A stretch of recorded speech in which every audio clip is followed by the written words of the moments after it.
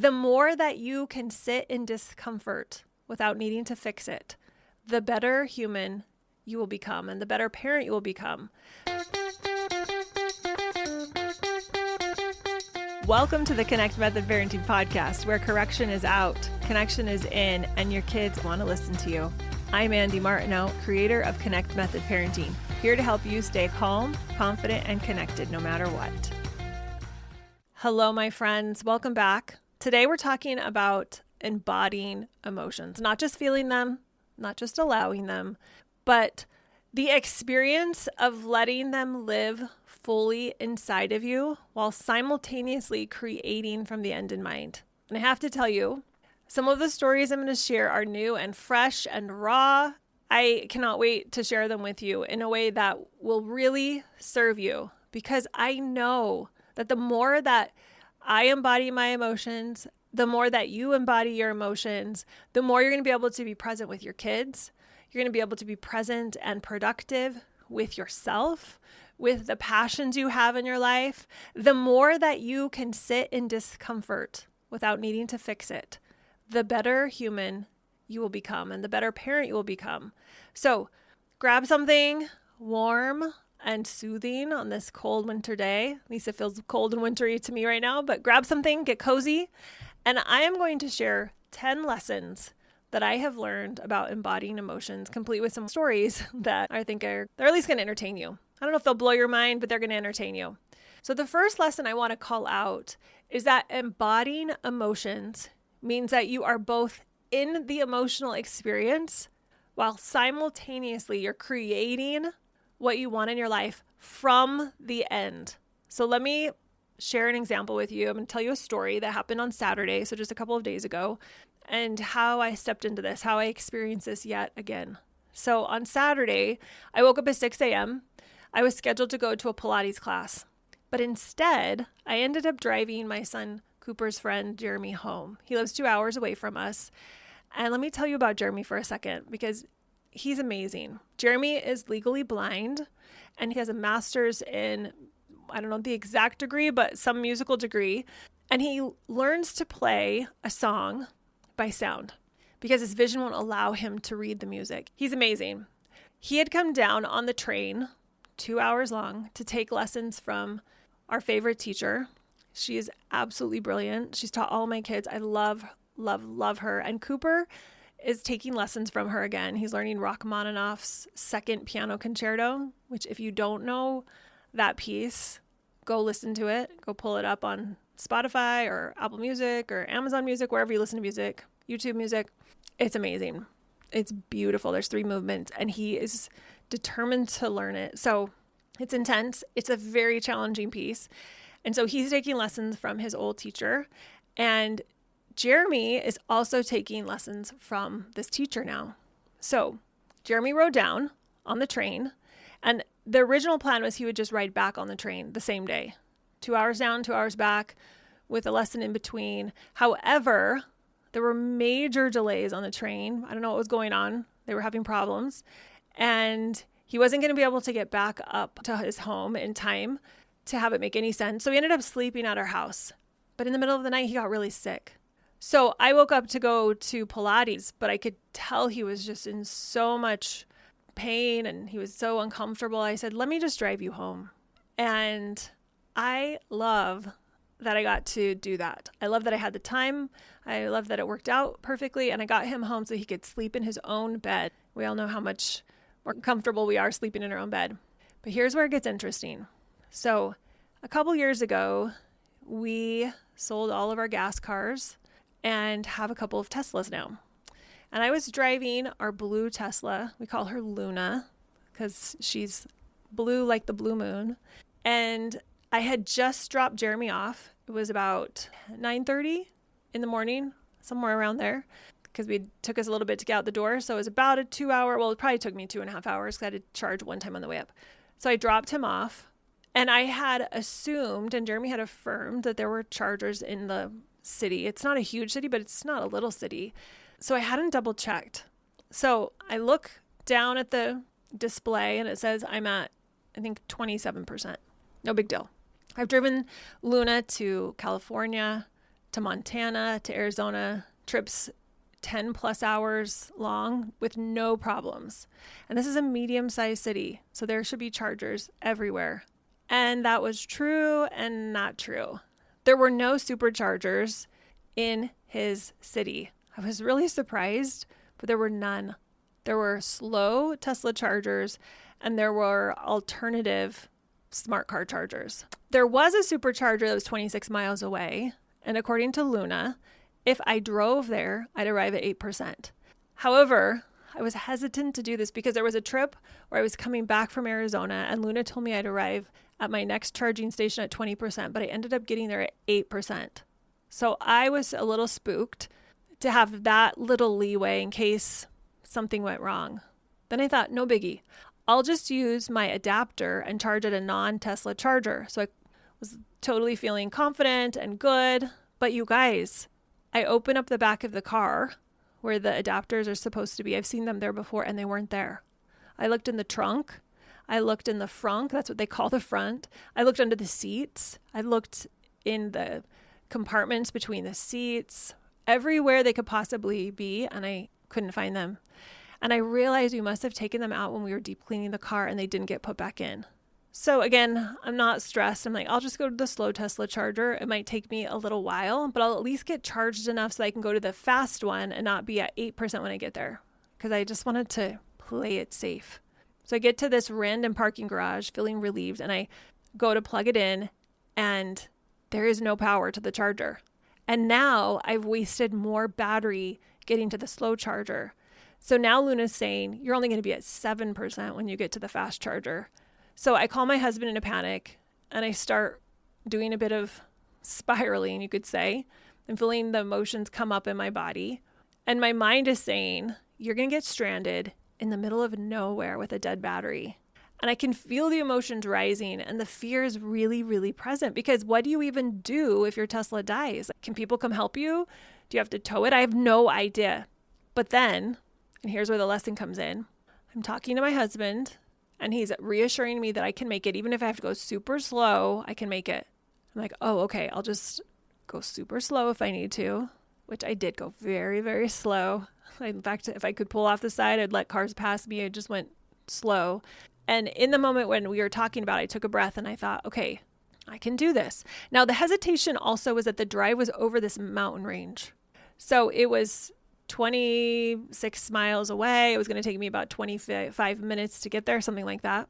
And I was nervous that climbing this mountain in the cold of winter would drain my battery faster. So I was like, oh, I'm going to believe it's possible, but I'm really nervous. Can I sit in this experience and let myself both feel the emotions that are coming up without letting them take over my body, without believing them, without spinning and spiraling in them, and live from the wish fulfilled?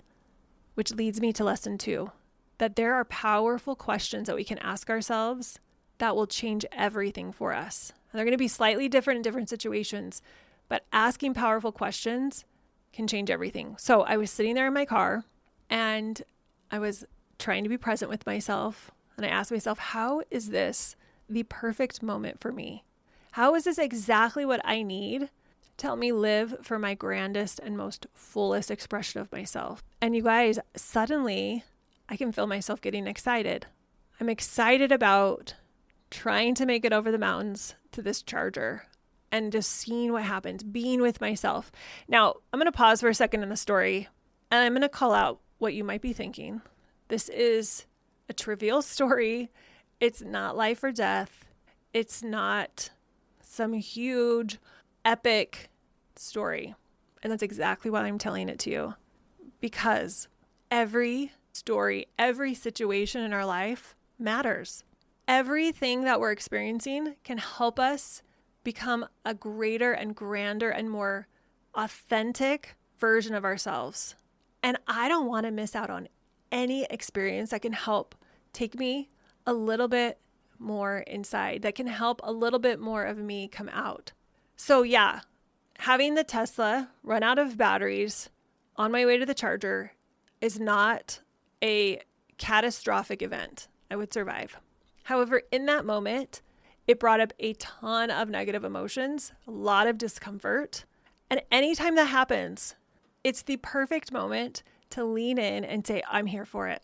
Yes, there is something going on in my nervous system, and I want to be here for this. I want to learn. I want to grow. I want to discover what's going on inside of myself, and I want to mine for gold. I want to look for the things that are hidden in plain sight to increase my awareness. So yes, this is not the most critical situation that I've been confronted with, yet it is just as valuable as one of those big, momentous situations. And I will say, using the small things that feel less triggery, that feel less catastrophic, are so fun and so much easier. And it's nice to have it be a little easier, not have it be quite so big sometimes, because we can go through the process faster. So that's what I'm doing in this situation. I'm sitting in the car and I'm thinking, okay, yeah, this isn't world ending. This isn't one of my greatest fears, but it's bringing up some emotion. So can I glean all the goodness out of this? And so look for those situations in your life that aren't, I mean, the big ones, totally look for those too, but look for the little ones too, where you just get slightly irritated or slightly triggered, and practice with the little ones, because they're going to be easier to practice with than the big ones. And the more you practice with the little ones, the easier the big ones get. So let me continue my story. So here I am. I'm like, okay, we're going to try to cross the mountains. I don't have a lot of battery.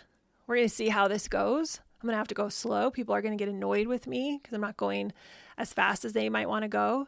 And I might get completely just stranded in some little town, or maybe on the side of the road as I'm trying to go over this mountain. And I'm also kind of excited because I know I'm going to get 20 minutes to fully be present, to experience this, to invite it all in, and just to see what happens. It's a little experiment. So I'm getting excited.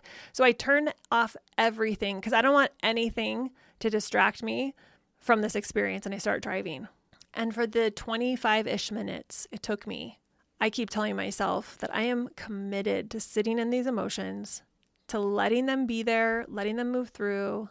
I'm committed to reminding myself nothing has gone wrong just because I feel these negative emotions. Part of me is feeling worried, and I'm just saying, yeah, it makes sense that you feel worried. Yep, there's the worry. And then simultaneously, I'm putting on the forefront of my mind, I'm envisioning myself at the charger, putting in the plug thing that they have, and feeling the relief and the gratitude. Now, I'm not picturing the end in mind. I'm not picturing my wish fulfilled and this end goal to get me out of the present moment. I'm not saying, don't worry about it, Andy. It's going to be fine. You're going to make it. It's like, stop worrying. No, I'm not doing any of that. I'm fully present in both. I'm fully present in the worry and the fear and the uncertainty. I'm like, yep, this is part of me that doesn't feel safe. I can feel the emotions coming up, and I'm continually living from the end result having happened, having made it to the charger. And I'm saying out loud, I am so grateful for this experience. I am so grateful I've made it to the charger. I'm saying this before I've made it to the charger. I'm like, thank you so much for helping me get to the charger. Man, I love that I got to the charger. I'm trying to see if I can bring up gratitude. I'm breathing and I'm smiling, and I'm really loving on myself, all of myself. Of course, part of me is scared. Part of me is frustrated with myself. I had a little moment where I wanted to blame somebody. I don't know why. There was no one to blame, me and everyone else. I was like with that part too. It's one of my go-tos. I love to blame people. And so I'm always aware of that part that wants to blame. Like, oh, that's weird, but okay. And I'm loving myself, being present. I'm reminding myself that literally the worst that can happen is that I'm stuck for a while somewhere, and I call a tow truck, or I get someone else to call a tow truck, and they tow me to the charger station, and I can live with that. And I'm also saying thank you to this amazing, grand experience I'm getting to be in, which leads me to lesson 3. So let me review what lesson 1 was. So lesson 1 is embodying emotions means being in them while creating from the end in mind, creating from the end. And then lesson 2 is that there are powerful questions that will change everything. So me going from how is this the perfect moment for me? How is this exactly what I need to experience right now to live my grandest and most fullest expression of myself, versus why is this happening to me? This shouldn't be happening to me. I shouldn't have assumed there was a charger. Those questions will lead to outcomes that I'm not going to be happy with, or they're not going to be productive. So when I ask myself, how is this the perfect moment for me? How is this exactly what I want, what I need, what I want, what I desire? How is this going to up-level me? How is this going to help me live my grandest and most fullest expression of myself? How is this amazing that I get to practice feeling this whole thing? I get to feel the negative emotions and I get to create from the end in mind. Okay, so that was lesson 2. And lesson 3 is that our beliefs create our reality. They totally do. They create our reality. How do I know this is true? Because someone believed that we could have indoor plumbing, and then it happened. The Wright brothers believed we could fly airplanes, and it happened. Edison believed we could have light bulbs and indoor electricity, and it happened.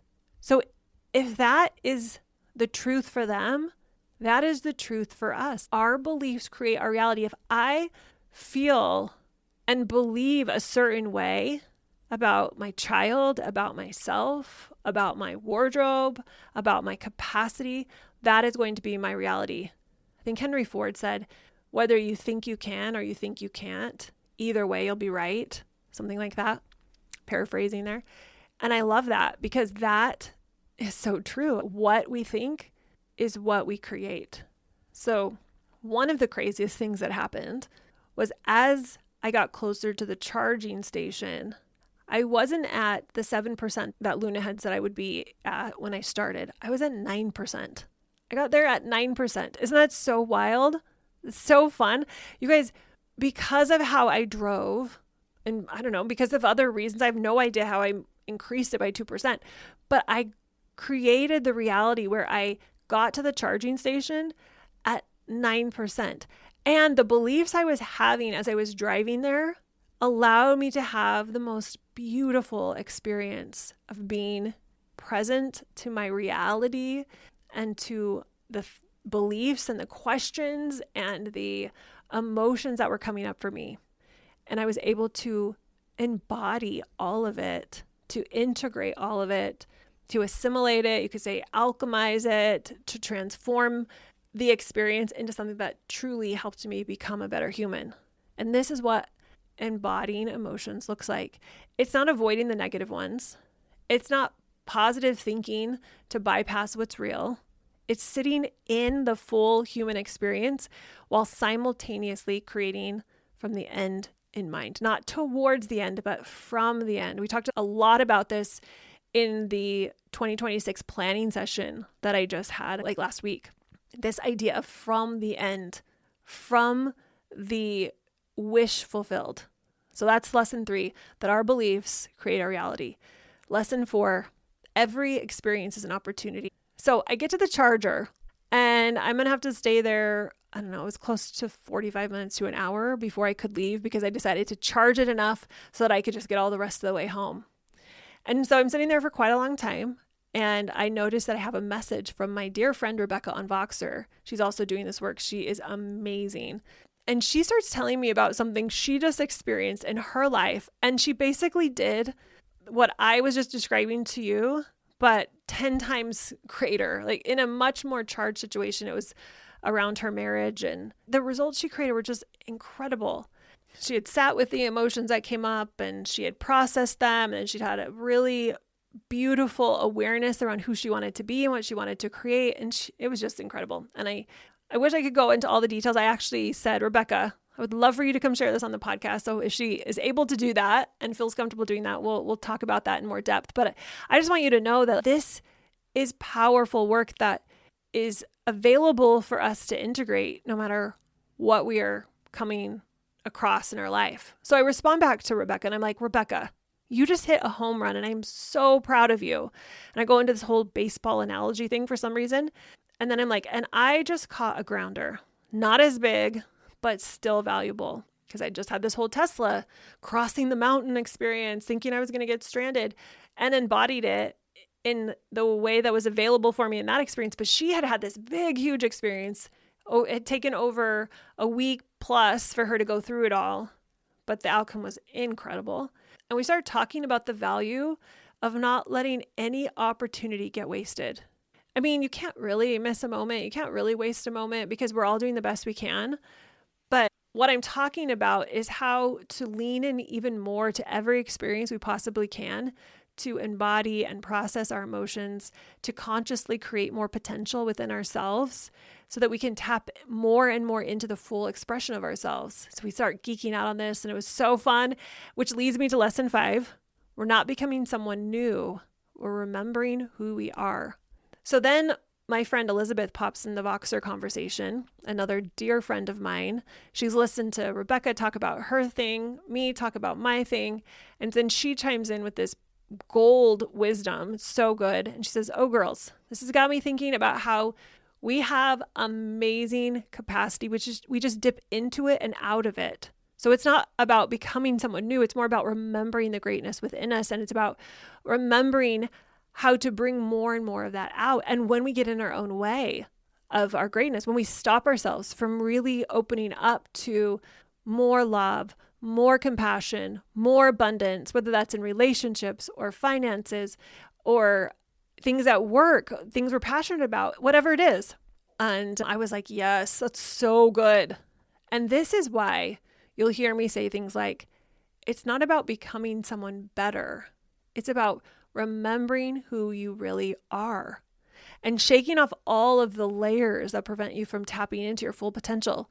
I often think about it as an onion. We're peeling back the layers of the onion to get to who we really are so we can be the full expression of ourselves. So I love that Elizabeth popped on there and was reminding us about this idea that we have the full capacity. We're 100% worthy. We're 100% lovable. And it's about us dipping into it and dipping out of it. Not that it's not there. We don't have to create it outside of ourselves. It's already who we are. Can we remember? Can we live from that end in mind? Can we live from the belief that we are great? And all of that leads me to lesson 6, that buffering prevents embodiment. So literally right now, as I'm recording this, I am 5 hours away from ending a 72-hour fast. It's something I wanted to do for a long time. There are health reasons because according to my research, fasting for 72 hours allows your body to activate autophagy and possibly stem cell release for deep repair, which is pretty awesome. It increases your growth hormones and it can help your cells recycle damaged proteins. It's really fascinating.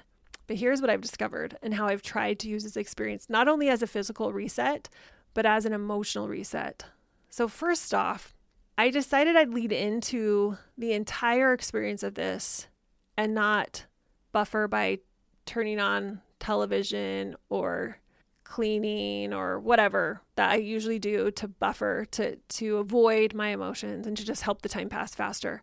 I also decided I was going to keep cooking, which was kind of crazy. So like last night I made tacos and I'm literally browning the meat and I'm smelling the scent and my body was screaming at me because I was kind of hungry yesterday. And I told myself, you're going to be fine. Isn't it amazing that you can smell this? I just leaned into that. I kept whiffing it up. I'm like, oh my gosh, this is so amazing. And isn't it amazing that you can experience the demand your body is making of you and you can witness it, but not be overcome by it, not react to it, which I have done that in the past.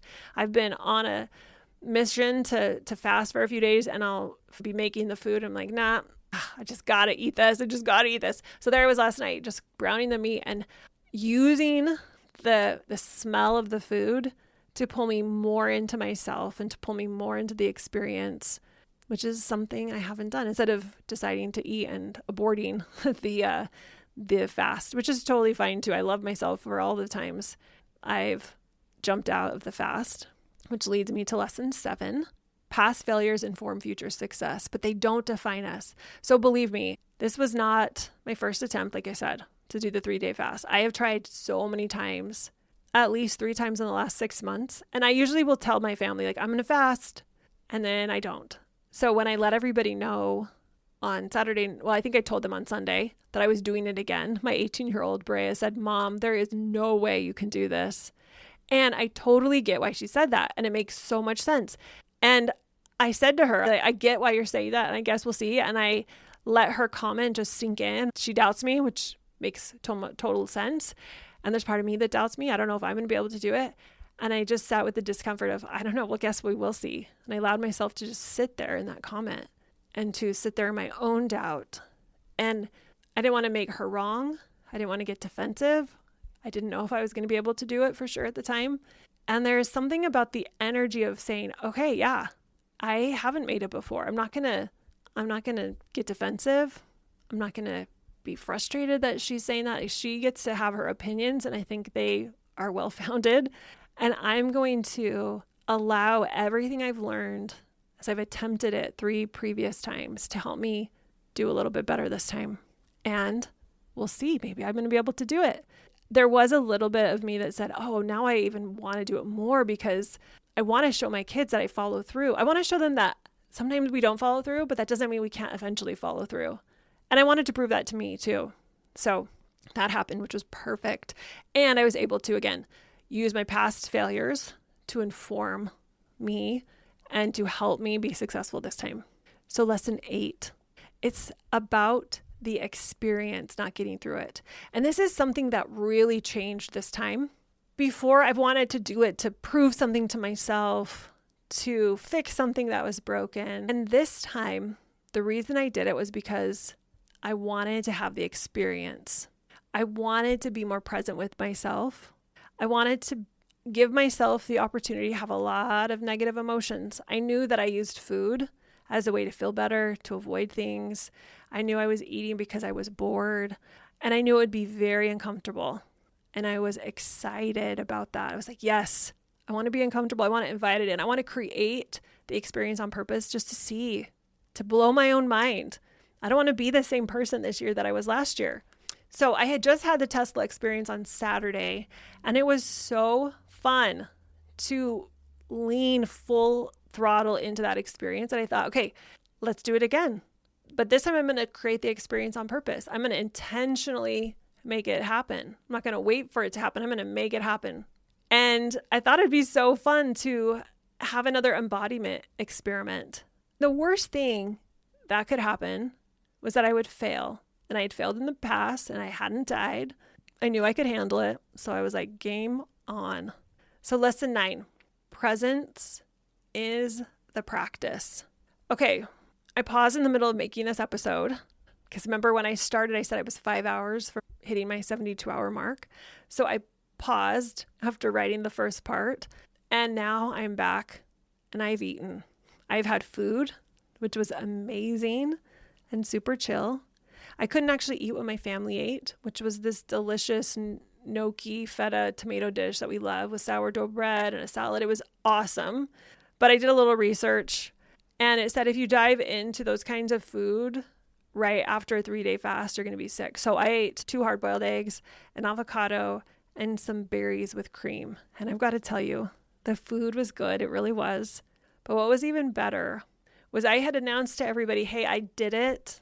I haven't eaten, and let's have dinner together tonight, which is not something we always do because my kids are bigger and they have other people and activities and responsibilities. And I said, could we all eat together tonight?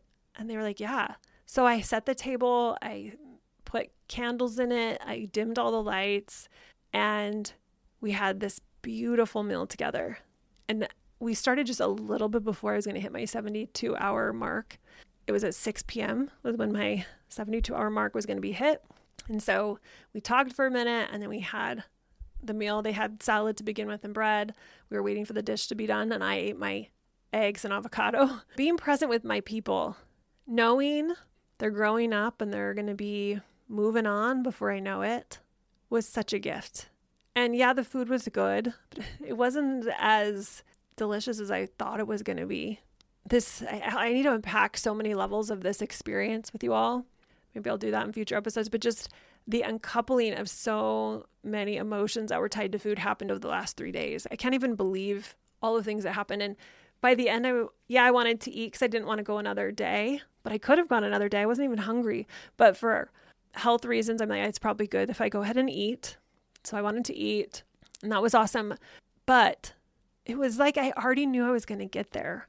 I was functioning from the end in mind of the last 3 days in a way I haven't been able to before. It was such a fun experiment. I recommend you finding something that isn't so challenging that it's going to feel impossible and you'll sabotage yourself, because I've done that before. But find something that feels doable and believe it ahead of time. Have gratitude as if it's already happened. Just see what the experience is. Because for me, what the experience was at the end was I'd already experienced so much gratitude. I already had so much belief I was going to make it to that end point. I was going to get to my 72 hours. And at the end, I was like, this is amazing. And I'm so proud of myself. And it's not as big of a surprise or big of as an ordeal as I was thinking it was going to be. It was just like, yeah, I did it. I believed it. I had come already to the belief that it was going to happen. So when it happened, there wasn't like fireworks were going off and I was like, I can't believe it. I can't believe it. The emotions weren't as elevated as I was thinking they were going to be. They were there, but it wasn't a shock. That's probably the best way to say it. It wasn't this shock, like, oh my gosh, I can't believe it. It was like, yes, of course. I knew this was going to happen. So I sat there in this experience, present with all of the things that had just happened over the last 3 days of me not eating and being present in the moment. The food was fine, but the experience that we created together as we ate this dinner with candlelight and all my kids were there, and it was just lovely. And they were talking about how fun it was that we were just all there talking. Man, it was even better than I thought. So the ending of my fast was kind of like, yeah, that was awesome. But the reality that I created, the experience I created was better than I could have imagined. Which brings us to lesson 10. Embodying emotions creates exponential growth. Okay, so you might be asking yourself, what's the point of all of this? And the point is, as we learn to embody our emotions, to sit in them while creating from the end in mind, you unlock your nervous system's ability to know it's safe to be alive, to feel your emotions, and to live your life fully, and to use your imagination to create the result ahead of time. Because when you do this, you're not managing emotions, you're not processing emotions, you're not just allowing them to be there, you're living them while simultaneously living from the end result you desire. So this is how you can show up calm with your kids even when they're melting down. This is how you can hold boundaries without anger, how you can stay connected during conflict, how you can model emotional maturity for your children, how you can stop reacting and start responding. When I was in that Tesla, when I was worried about the battery, I could have spiraled. I've done it before in different situations where I had a complete nervous system take over, and I love myself in those moments and for those moments, and nothing went wrong. I was doing my best. But in this moment, I was able to do something different. I had more capacity. I could have let fear take over. I could have called my husband and started blaming him, making the situation worse, maybe saying it was his fault the adapter wasn't there. I'm sure my mind could have come up with something to blame him for. It's done it in the past. But instead, I chose to embody the full experience, the fear and the faith, the worry and the gratitude. And my nervous system learned, oh, we can handle this. We can feel scared and still be okay. We can be worried and still create positive outcomes. So here's what I want you to take away from this. Start small. You don't have to do a 72-hour fast or get stranded in a Tesla. Start with the next moment your child has a tantrum or you get activated about anything. Can you feel your frustration or whatever that negative emotion is? Put that in lieu of frustration if it's not frustration. Can you feel your emotions and see them as safe? Can you embody your overwhelm and fully experience the emotion, not make it mean anything isn't going wrong, knowing this is actually part of the experience and this is perfect, and then still choose to live from the end in mind, still choose connection, still choose faith, still choose love. So start small. Name what you're doing. So say it out loud if you need to. I'm feeling worried right now, and I'm also choosing to believe that this is working out perfectly. Don't buffer. Notice when you reach for your phone or food, when you're trying to distract yourself, when the emotions come up, and ask yourself, what if I just sat with this for 90 seconds? Oftentimes that's all it takes to move the emotion through your body, and then live from the end in mind. And this doesn't mean bypassing the present. It doesn't mean saying, you know what, stop worrying about this. Everything's going to be fine. You're not giving yourself a little lecture. You're not minimizing the negative emotions you're feeling. It means while you're feeling those negative emotions, you're letting them be there. You're saying, yep, this is part of being human. And you're also creating from the result you desire. You're embodying the result you desire. You're grateful for the result you desire before it happens. You're celebrating the result before you see it. And use every experience, the tantrum, the flat tire, the dead battery, the hunger, the conflict with your teenager. These aren't obstacles that we need to overcome. They aren't. They are opportunities. If we choose to see them that way, they are opportunities to practice being fully present in this moment right now, embodying our emotions and creating consciously, being the person we want to be. You guys, this work is revolutionary. It's not complicated. It's really not. It's actually really simple, but we have to do it. We have to practice it in real moments. And again, start with the small ones. Maybe you're annoyed because they left the toilet seat up or they didn't clear their dish. And you can tell you are not okay with that. Lean into that moment. Use that as an opportunity to both feel the emotions in the present and believe in what you want to create ahead of time. Your kids are watching you. They're learning from you how to handle emotions, how to sit in discomfort, how to create from a place of possibility, even when things feel hard. And when you embody your emotions instead of reacting to them, you're giving your kids permission to do the same. You're showing them that all of these emotions they're feeling, they're welcome, that nothing's gone wrong, that they have emotions, they aren't their emotions, and that we can feel everything and still be okay. And that, my friends, is one of the greatest gifts you can give them. All right, that's what I have for you today. If you enjoyed this episode, would you do me a huge favor and leave a review or subscribe to the podcast? Maybe share it with a friend who needs to hear it. That's how we get the word out about Connect Method Parenting to more people. All right, you all, I love you so much. Go connect with your kids. Go embody your emotions.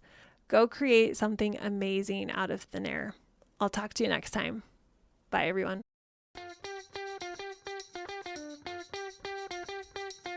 If you enjoyed listening to this podcast, come check out my Connect Method Parenting Coaching Program, where we take this material and we apply it using my proven formula. Head over to cmp.works/join.